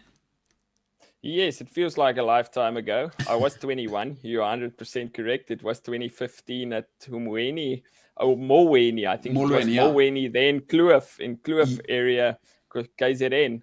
Yeah. It feels like a lifetime ago when I first burst onto the scene. Obviously, a lot have happened through the years, and obviously had my fair share of injuries, but also learned a lot. Obviously. Looking forward to what lies ahead. It's easy to get dwelled into the past and thinking of what was before, but we tend to forget what lies ahead, and that's what's exciting for me. And I mean, I don't want to kind of dwell on it, but you know, sometimes with guys like you who sort of achieve these great things, is that people look at guys like you and they think, he's won a genetic lottery or whatever's happening. But it's for me, what's been phenomenal about the last 2 years to kind of see you getting back to that level of the promise of early on is that you went through it. I mean, you weren't, it's not like you were studying or whatever. You had a terrible, terrible injury, which I'm sure you couldn't get over, and it was a series of injuries and things like that. But like, were there people helping you hold it together? I mean, I don't know if your wife was in the picture at that stage, but how did you go from essentially bang, okay, this guy's one of the best in the world. I think you went to world champs and came in the top 25, if I remember correctly, and you were just unbelievable from 21 till 23, and then this happened. Who was in your life at that time as you were incredible but going through the stuff? And it's hard on a 23-year-old. I mean, just because you're a champion, it doesn't mean you're not 23, you know? It's the end of the world for 23-year-olds when you get injured. Were there people in your life, or how did you hold it together there, Yard? Yeah, it's interesting. Good question. In terms of, there's a lot of things that changed. 2015, I would say, start of 2016, also I was on my peak, I would say. And then obviously got my degree and had to go into the workplace and started doing my articles in Nelspruit as an attorney there.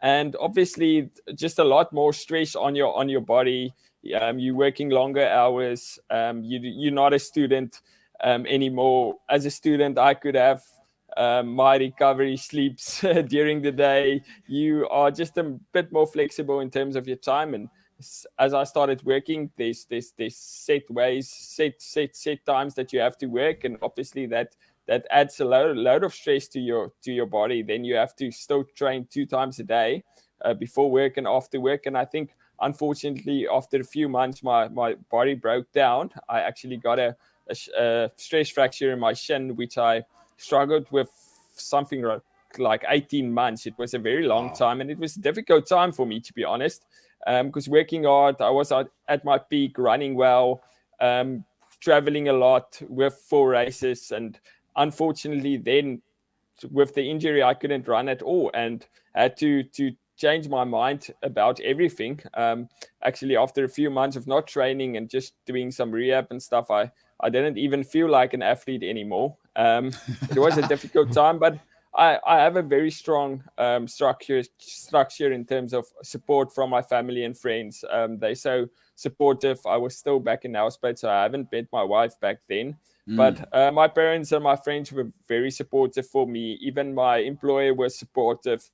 And they understood that I still had to go to the physio and do all these extra stuff that a normal human being are not always doing, just to get back there. And unfortunately, it took time. It was very difficult in terms of getting back to where I was before. But I think I've learned and I've matured a lot through those years, and just see the value of doing some cross training and doing some strength based activities, and you can still be incredibly strong. I've actually learned that. I actually started rock climbing in that stage of my life, because that was a sport that I could still do. And obviously I love nature, I love being out in the mountains, and so I was still getting my fix, just in a different way.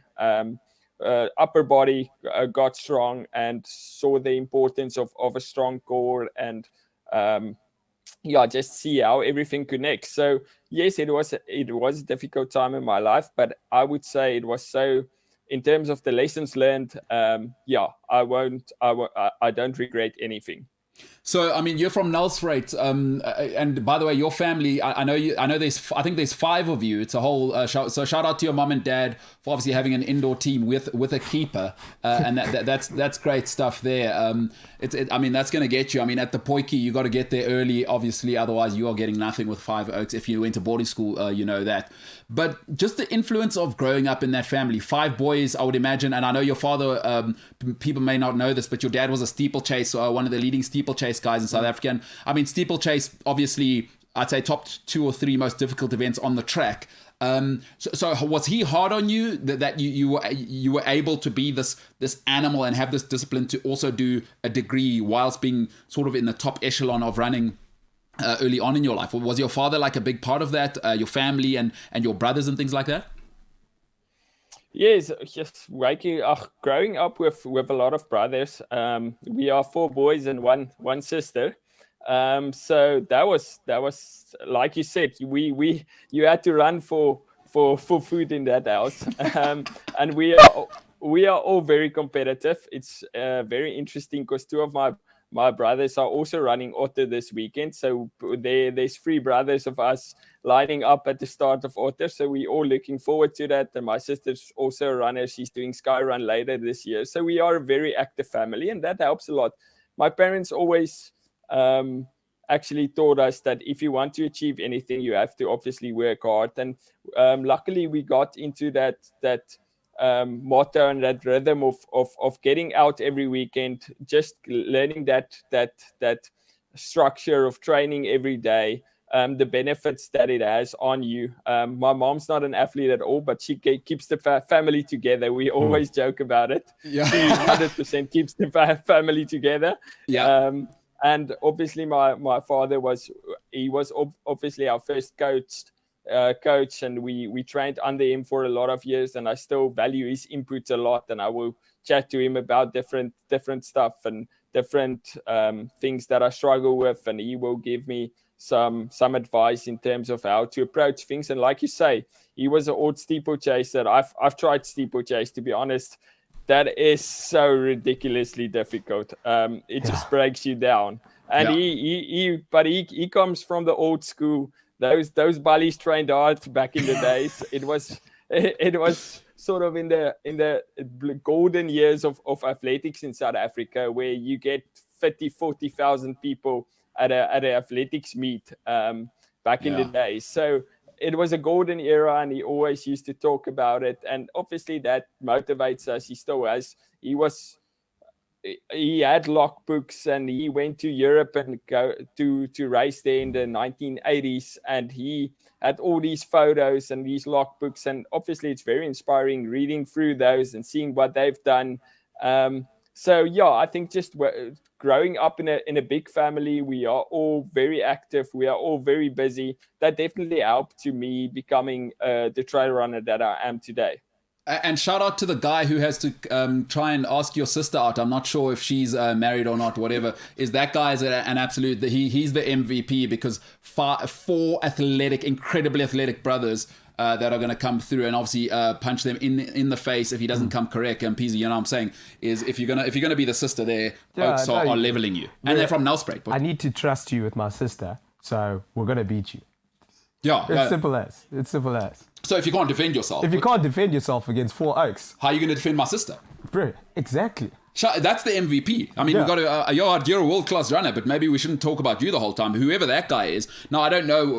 That's the guy who probably we should have had on the show, is to get through 4 of the Van Heerden brothers and the dad and the mom, who's obviously carrying a massive potjie pot. And I'm being a little bit racist there, because not all Afrikaans people like potjie, but I'm just creating a scene, Yard. You know what I'm saying? But to be honest, that guy doesn't exist at the moment. So. Okay. No. We know why. Clearly. We know why. Like, Johan van Heerden, that's your brother. It is Arlo, hey? Your brother. Arlo, yes. Yeah, Arlo. No. Yes, I know that youngster, great hair. That looks unbelievable. Looks like a surfer as well. So the brother he's more Jean de Villiers. That guy's more like... Fuff de Villiers. Yeah, no, not really Fuff. Who's the... You know who he looks like? Maybe Skulkberger back in his days. You know who your brother looks like? Who's the Aussie captain? Michael Hooper. Yes, Michael Hooper. Yeah, he's got that kind of Michael Hooper, great hair, like not like surfer guy, but more like take me seriously oak. Yeah. No, that's what he's rocking. So shout out to that guy who, when he does come along, you know what? Little does he know. It's like, I tell you what, but you can date my sister if you can beat us in a 10K. You got to be 2. You got to be 3 of us in a 10K race over that mountain hill there. You beat us, no problems. You have her hand. You can go to the movies, but we're coming with you. But then we'll get there before you. Yeah, 100%. And you're paying for all of our tickets. Hey, you know what I'm saying? Let's have some rules. Now, obviously, thoughts and prayers again for growing up in Nelspruit, but maybe it shaped you. I mean, absolutely nothing to do there, and the sun is relentless up there. But I will say this. I want to show you, obviously, you're a representation of the Afrikaans community. I just want to show you a guy who is maybe the worst representation of the Afrikaans community in the world. His name's James Ilsley. I know that surname's confusing, but his mom is incredibly Afrikaans, and they moved 1,200 kilometers away because James was letting down the Afrikaans community so much. Jimbo, we'll keep going 5 minutes or so, and then we'll cut it. But so have a look at this guy here called James. Jimbo, this guy here, by the way, absolute mountain goat. So that's James Ilsley over there. But Jimbo, stay on the mic. I want to tell you a little story, a little something we got going on, Johart, before we go. So James has just committed today. So about 3 weeks ago, he committed to doing a health journey, turning life around, and he's going to train. Today, little did he know that him and give us a shot of Paul quickly there. So that's Mpeasy over there. And let's get James on there. That's James Jimbo Ilsley. These two young men have committed to turning their lives around, and they're going to do a half marathon 25th of June. 25th of June, they're going to do it. Jan. So forgive me, that's 4 months away. Now, James, you got any questions for Johart? Obviously, a better representation of the Afrikaans community. His parents didn't move 1,200 kilometers away from him. He chose to move to, I believe, based in Stellenbosch now, which is obviously for mountain training. Jimbo, any thoughts on a guy, James? You know, he did a 4 hour, 2 minute and 59 seconds, the record holder at the classic Otter route for fastest time ever by a South African. So he holds the same passport as you, Jimbo. Any thoughts on asking Johart any questions on the journey to fitness after he broke his leg, by the way, James? He had a leg fracture. So, I mean, any questions and thoughts there, Jimbo? I always, and for the past week or so, we've had I've had so few questions for all of these guys that are taking part in the Otter, because I'm always just so...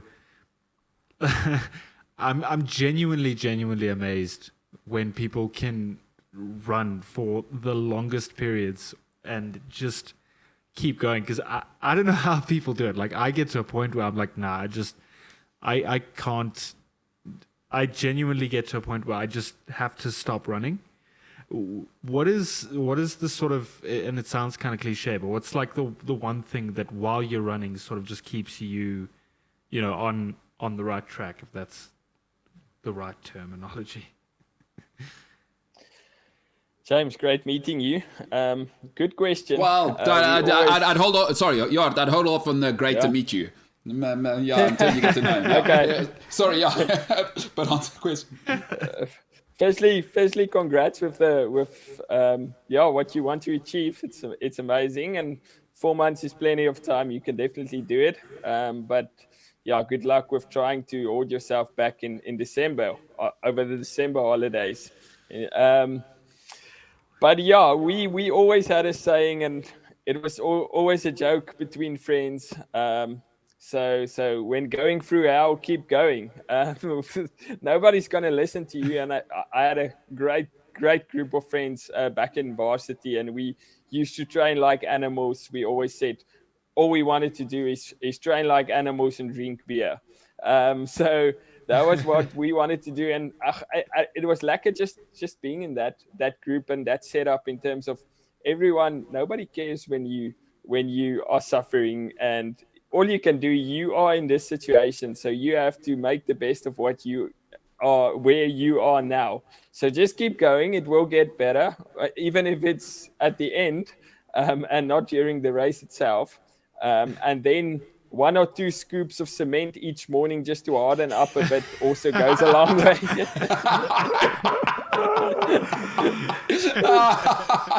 Oh man, listen, that last advice is as solid as it gets. But I mean, that's the difference between growing up in the northern suburbs and growing up in northern suburbs of Joburg. Soft guys like me, unbelievably soft. Me, James, but now Mpeasy as well is in the mix, just so you know. So he got caught up in that because he pitched up here and he said, I was training for a half marathon. I got guys to commit. So we're on a journey. 25th of January. It's a real thing. And Mpeasy, just your thoughts on someone like Johart, if you have any questions.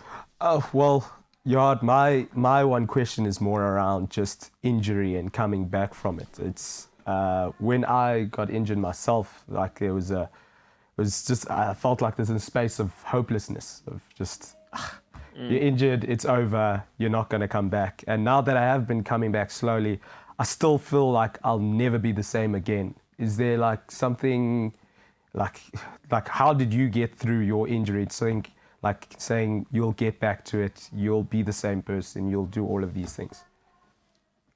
I can absolutely relate to your question there in terms of getting injured. And then you get your days where you are just, to say in plain Afrikaans, gatvol.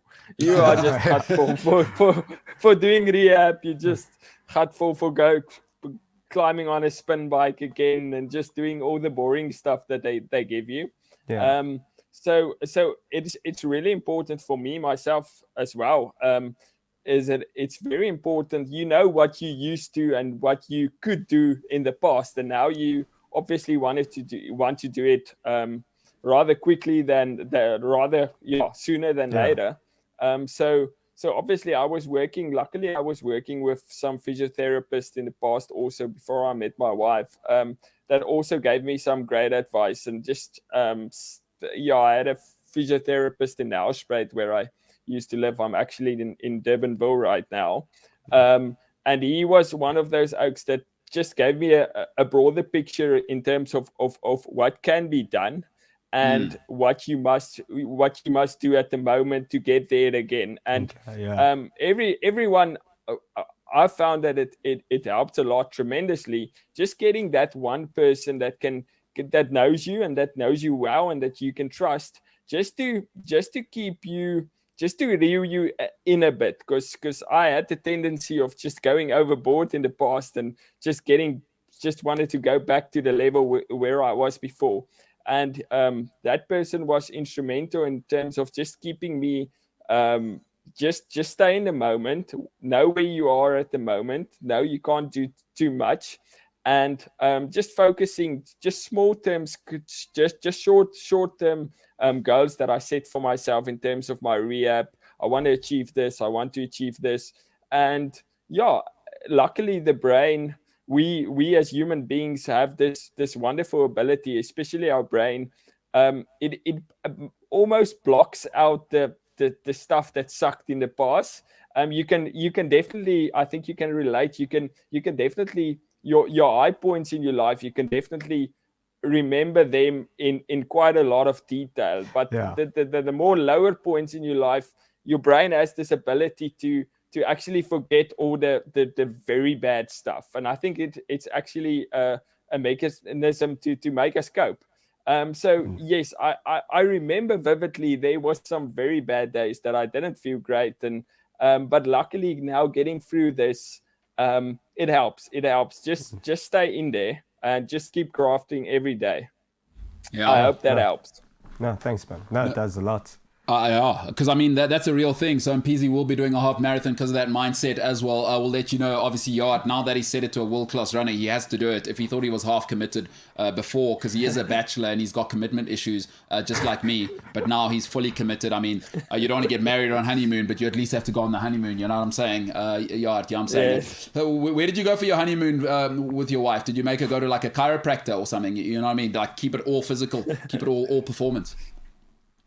Yeah, no, we went everywhere. We actually did a road trip of South Africa a bit. So we got married in Rosenwold there, just outside of Worcester, and then went to where else than the Garden Route. So went to Nature's Valley, Storms River. It's one of my favorite places in the world. We spent a few days there. Then we actually went to Addo Elephant Park for a night. From there on, we went to the Wild Coast. The Wild Coast has been high up on our bucket list for a few years now. So it was great seeing some parts of the Wild Coast, and we want to do another road trip there and just focus on the Wild Coast because there's so much to see there. The Eastern Cape is just ridiculously beautiful and stunning. So definitely want to go back there. And then we went to Drakensberg. So first south in the Sani Pass area, Underberg area, and then we went to Cathedral Peak area, and after that to Inyasuti. So very, very outdoor.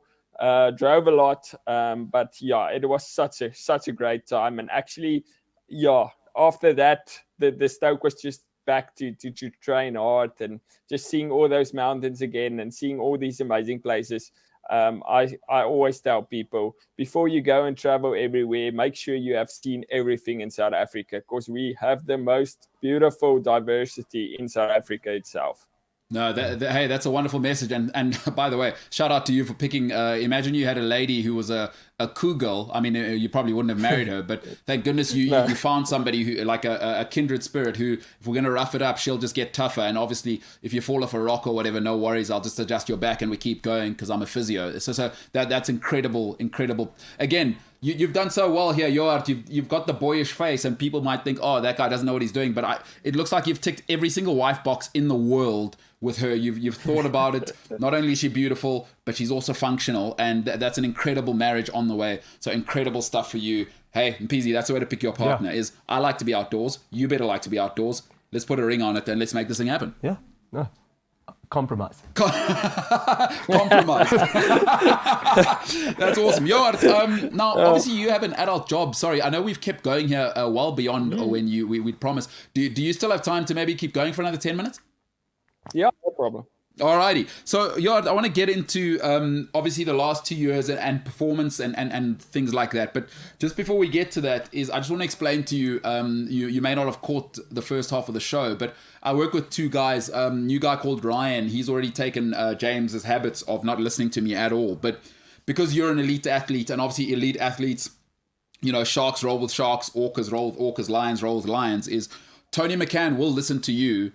So if you could just tell her to pass sort of good health information through you to me, and then make sure that it's from Tony, because I don't know what the reason is, and I'm a big time journalist, so I can't really make any assumptions. But Tony gave some advice to James, and James has really taken that on board. Now, I don't know the reason why he would listen to Tony versus me, and I don't want to make any assumptions. And I'm more than happy for you to make assumptions as to why James would listen to Tony and not me. But maybe you could get Tony to send some advice for James through the grapevine, and it'll help turn James's life around. And James, you're welcome to respond as to why you would listen to Tony and not me. And Joart knows her directly because they're both, at the moment, probably the apex in Africa in trail running. So, James, I don't know if you've got a response as to why you'd listen to Tony, and whether maybe you can ask Joart to ask Tony something, because Tony wouldn't talk to me. I'm not an elite athlete, but Joart is the very best, the creme de la creme, if you will. Cool. Oh, okay. Any thoughts there, James, on why you would maybe... And Joart, maybe you can jump in here as well as to why he'd listen to Tony and not me. Do you have any thoughts maybe why that could be? It's been very puzzling. To be honest, you're much more good looking, so I have no idea what's his problem. So that's what I'm saying. And James is, so... There you have it. And I mean, I'm a huge part of him getting his salary at the end of the month. You'd think he'd listen to me. No way. Tony McCann, by the way, jokes aside, Tony McCann came in the show for like 12 seconds. He absorbed everything she said. He's never listened to me. We worked together for 8 months, Joart. So, I mean, we can talk more about it when I see you at the race. Obviously, when all of you elite athletes aren't, because I don't want to get too close, because Joart, I've gone through a pretty traumatic sort of last 3 months myself. I was 8% body fat for most of it, and then I got something called COVID. I'm not sure if you've heard about it. If you haven't, it'll probably you'll probably hear about it pretty soon. But I'm now 10% body fat, so it's been an incredibly difficult sort of 3 months for me as well. So it's kind of like your leg break story a little bit with the trauma, and I've managed to come back a little bit. But you know, when we get down there, I won't stand too close to you elite athletes, because you guys are like 0% body fat, and I'm still a bachelor, and you're happily married to a physio. You know what I mean? 100%. You must please send me that info about COVID. No idea what you're talking about, so I can't relate, to be honest. It's just a little flu and a cough is what people are saying, but I don't know. I'm not a scientist, and but we'll talk to Tony. Hey, I think we're good guys. We'll talk to Tony, and whatever she tells us, we'll just tell James. Maybe you can come back on the show, and maybe James listens, and maybe he doesn't, you know? And another thing is, you have glasses. I always listen to a guy with glasses. A guy with glasses, you always have to listen, because that oak knows his stuff. So there you have it, James. I mean, quite a lot of evidence saying you should be listening to me, but you've chosen to listen to one Tony McCann, who nearly ruined Nico's. We have a listener called Nico Kritzinger who commented about how Tony looked. And obviously, I'm an unbelievable person. I just see the person. I don't really look at what they look like or whatever. That's not how I judge people. And this guy Nico commented about Tony's looks in a very, very positive sense, and I think James shares those sentiments. But I'm not going to comment on that because James is also. We have to put it in context. Just so you know, you're in lockdown. James's lady kept up her workout routine. She's looking unbelievable at the moment. And so I don't want to he's already on he's treading water because he didn't keep up the routine. I'm not saying that. He said that to us. So he's already in trouble there. So he can't say what he wants to say about Tony, perhaps. And he hasn't said anything, to be clear, behind the scenes. I just picked up the vibe that he listened to her. So that's just what I'm picking up, James. You know what I'm saying? I don't want to cause any trouble. Dude, I'm working hard here in the back room. Okay. All right.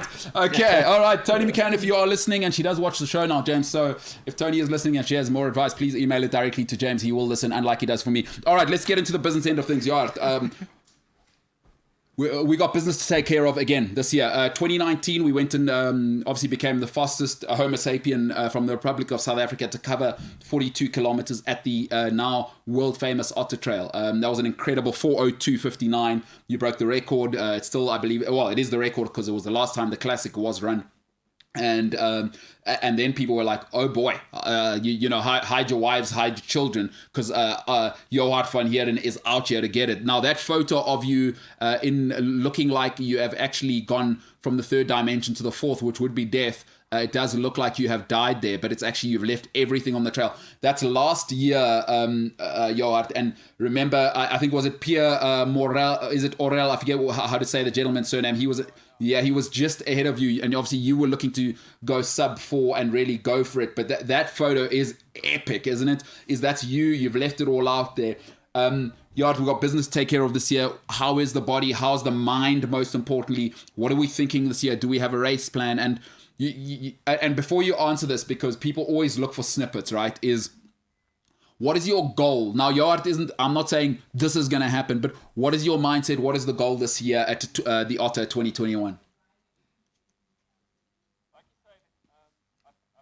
To breaking 4 hours now on 2 occasions, 2019 on the classic Otter direction, and last year on the Reto direction, which is on the opposite way. I ran 4:03, so within a minute of each other in both directions. So nearly missed it. Last year I was still on pace, I would say, until the last hut, which is in Kubu Hut, and I lost it in the last 5Ks or so.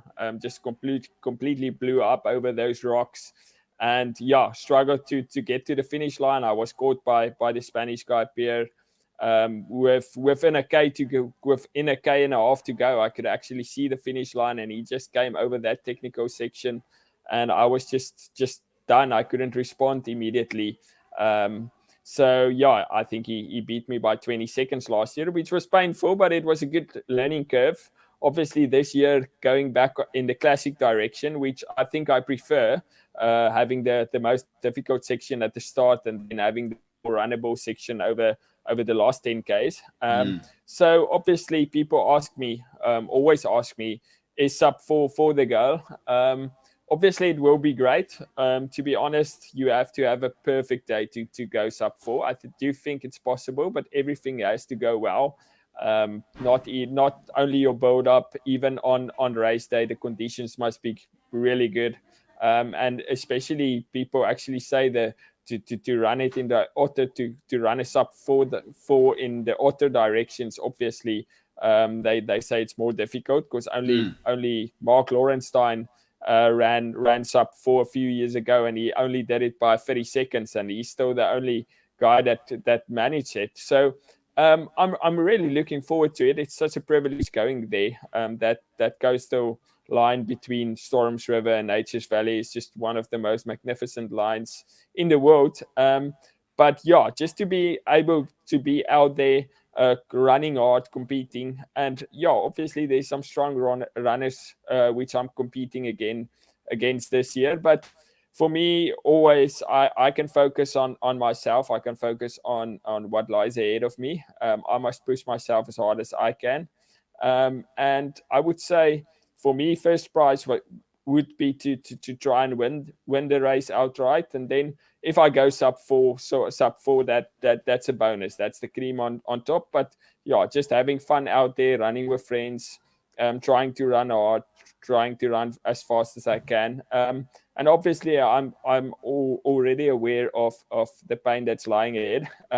It's going to be painful, especially if you try and go for sub 4. It is painful, and you have to keep it together. I spoke to a friend the other day, and it's almost like you have to keep your hand over a flame, and you have to keep it as long as possible. And if you pull away, you lose it. So you just have to sit in that pain cave for as long as possible. And it's difficult. You don't know how your body can respond. So, but I'm looking forward to it. I'm really looking forward to it. I haven't raced much this year. Obviously, it's been a difficult year for everyone, I think. And just to be able to go back there is a massive privilege. I would suggest that anyone, if they have the opportunity to go and hike the Otter Trail, just go and do it. It is such a joy. It's beautiful. So I hope that answers your question. No, hey, and some. I mean, I love that yard. And tell me this, within your answer, I heard something which most 99.9% of society will never get to experience. You know, when you are running at the front and it's you proper apex guys and girls, I always do wonder, what is the secret there? Do you need to run against the runner and try and, obviously there's different tactics in running. A lot of people don't know this, but are you running against the course at that stage and you stick to the plan, or do you try and break the runner next to you, or do you mix it up? What is a champion like yourselves and the Greylings and Ryan Sands and these people how do you try and do it? Because there's lots of games I'm sure being played. I mean, that's just what it takes to win is, you know, do you try and stick to, I'm running against the course and my watch and I'm gonna try and go 4 minutes a K, or I'm gonna try and break this runner next to me? What type of athlete are you? That's a really good question. I think in terms of my earlier years, I was just trying to break the competitor next to you and just trying to be this oak. But I think as you mature through the years, I race the course and I race myself on the stopwatch on the Otter Trail. To be honest, if that happens to be the fastest on the day, that's brilliant. But if it doesn't and somebody else beats me, then great for him or her. But to be honest, I just go as hard as I can, but I will not respond to any moves early on in a race, and I will stick to the plan in terms of what I know I have to do to run sub 4 or to run as fast as I can. Man, that is awesome. Hey, you're an AeroPress guy, huh? I mean, obviously, trail runner, you got how many AeroPresses you got?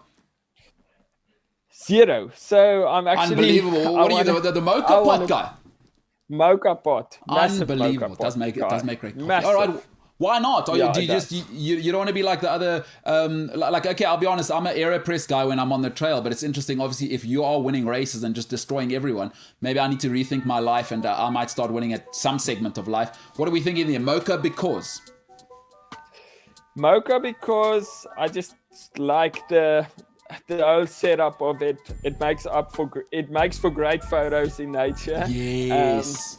And if you make a good mocha pot, there's nothing that comes close to it. That's how I started to drink coffee. Yeah. But AeroPress, brilliant. A lot of my friends has it, and I'm actually contemplating of getting myself one. But at the moment, I have so many mocha pots. My wife will probably kill me if I buy another coffee device. I'm with you. That would essentially be like convincing your wife to buy a sports car, and then you tell her, no, we need a trailer to travel. We've already invested on the sports car. I hear you. Like, she's now given up half of her money from her work. That's very smart. I may have to switch to a mocha pot again. I've got about 6 of them at home. They have not worked in 2 years. But I mean, if you're managing to have a physiotherapist wife, be one of the best runners in the world, be a doppelganger of a Jean de Villiers, maybe I need to rethink my life and go mocha pot. I mean, listen, I can't get emotional. Clearly there's a template for winning in life, and it starts with the mocha pot, I believe. Is a photo of an AeroPress with Mont Blanc in the background going to be better, or a mocha pot with Mont Blanc in the background? What's going to make for the better photo? Mocha pot. I've been living my 100%. Life. Ladies and gentlemen, the one and only. That answers your question. Thanks. No, you're a legend. I mean, you know what? I've been living my life in the dark. People are saying, oh, he's still a bachelor at 35. What's going on? It's because I'm using a freaking AeroPress and I can't be like Johan van Heerden. You're absolutely incredible, my brother. Thank you so much for the time. And once again, what I've loved about you always speak from the heart. And there is nobody in the world, Johan, and I say this from the bottom of my heart, nobody in the world is happier than me to see you doing and living out the essence of being Johan van Heerden, which is smiling on the trails, but inspiring and doing it like an apex predator. Because as my friend Senzo Stebo would say, you're doing it. Thanks, brother. Really appreciate the kind words, and thanks for being on the show. Thanks, guys. Great seeing you all. Yes, my brother. All right, ladies and gentlemen, that is the one and only, not Johan van Heerden. Peasy, your heart. Your heart. You know what I mean? But you know how far my Afrikaans goes, bro. Die hond bluff. That's literally all I know. Because I mean, you're from Illovo. I'm from Illovo, bro.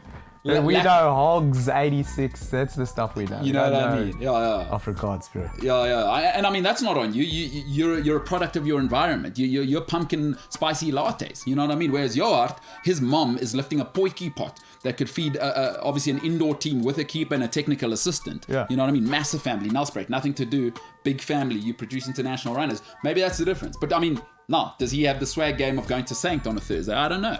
I don't know, bro. We have to see. What the hond bluff? The hond bluff. I think it means the dog barks. Are you an Afrikaans teacher? No. Because, I mean, that's unbelievable. That's next level stuff. No. Peasy, this has been unbelievable. Thank you. Thank you for coming. Now, I mean, you may or may not be back tomorrow. The invitation is open to you to come and join the boys. We can discuss it. I don't know. You do have a diary because you also have an adult job. A lot of people must know. What do you do for a living? So I own my own financial consulting company. Yep. So we do management consulting, accounting, tax, the whole shebang business advisory. Yep. So took some time out today. Because I am the boss. I basically said I'm opening up the diary today and came through and I was glad to help out, bro. No, and what's it been like? I mean, did you enjoy yourself? Obviously, James, not professional. Ryan, not professional. Welcome, not professional. Sipo's just a Zulu, you know what I'm saying? There's been some professionalism. Which has been good. Yokes have been a lach. I've enjoyed my time, and I definitely want to come back. Yeah. But obviously, I'll have to see what the big boss says. Yeah. And see if I can actually make the time to. All right, Peasy. Enjoy myself. You're a champion. You're a champion as well. Yeah, and it's great to have you on here, ladies and gentlemen. A man I've known for a long time, so 5-star gent. And as he says, by the way, he didn't just wake up and feel like financial by CA, huh? Yeah, CA. No big deal. That's the kind of people that will arrive on your set. Chartered accountant, absolute stellar guy, stellar human being, one of the most hilarious human beings I've ever met in my life, but most importantly, one of the nicest human beings I've ever met in my life. Ladies and gentlemen, this is the last time you will see this face in the studio this week. I hand it over for the rest of the week to the boys. Of course, they're going to deliver. I mean, Ryan's here, Welcome's here, James is here. I might even get Tony in to kind of check on him, just because she seems to have a positive influence on him, whatever it is. So I'll meet her obviously at the Otter and see if she can check in, and that'll keep the show ticking over. But I have full faith in Sipo, who's in studio with us, runs the floor, runs cameras. Full faith in the boys. Ladies and gentlemen, my name is MKT. This has been the MKT Show. But for this fine Monday, as I go to George and Tsitsikamma for this week, for now, we are the hell out of here.